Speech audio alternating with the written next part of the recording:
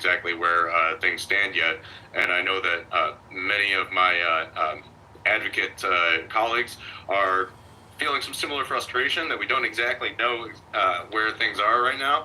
But I think a lot of it also depends on the outcome of the midterms, both in terms of what the makeup of the next House and Senate are going to be, but also how the 5 state legalization ballot initiatives are going to turn out, which I mean I think could have a real big impact. Absolutely. You were talking about Missouri, North Dakota, Oklahoma, South Dakota, Maryland, and Arkansas, the 5. Of those 5, which one do you think is the one that is 50-50, may not pass? Well, so Oklahoma actually isn't happening until March of next year. Okay. So yeah, we're looking at Arkansas, Maryland, Missouri, North Dakota, and South Dakota.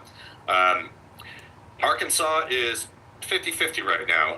I am cautiously optimistic that it will pass.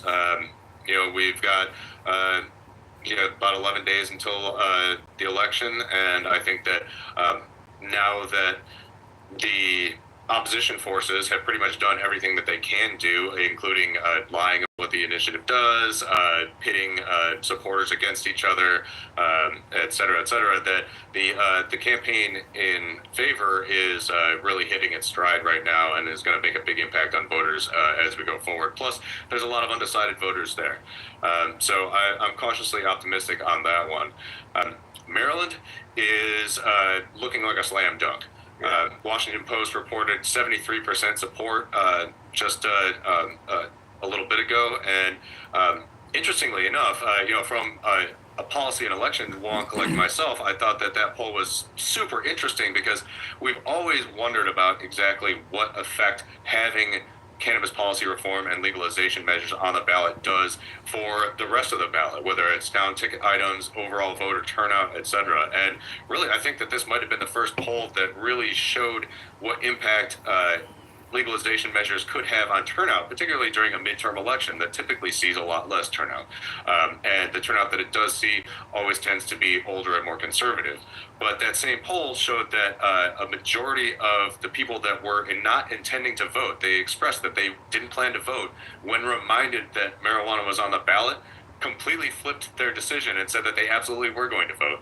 So I think it's great to finally start seeing data like that, and I hope that we can get a lot more exit polling and more in-depth research on this concept going forward so that we can determine exactly how these things affect broader elections and help us fine-tune strategy going forward.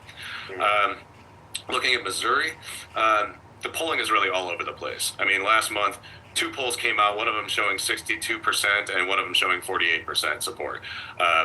Big undecided margins on both. So I think that it's anybody's guess.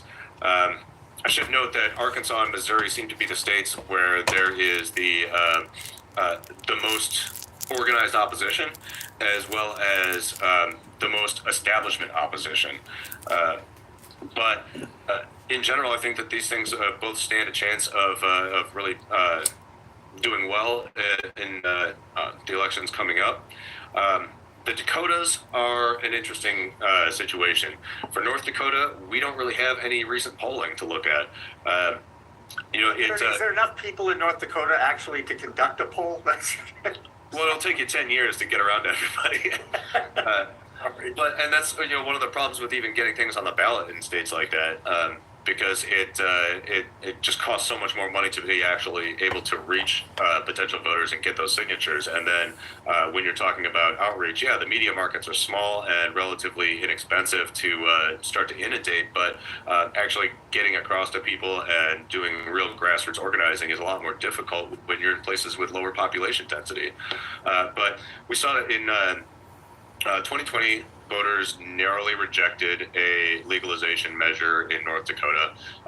But then the following year, the state House of Reps approved a legalization bill that was then stalled by the Senate.